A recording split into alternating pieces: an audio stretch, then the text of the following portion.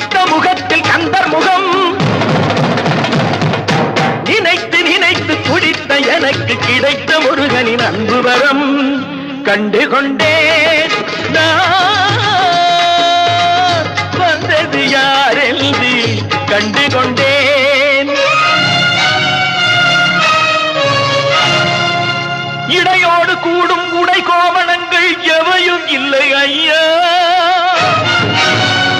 ஒரு சூடமேனும் தருவார்கள் கூட இங்கு இல்லை ஐயா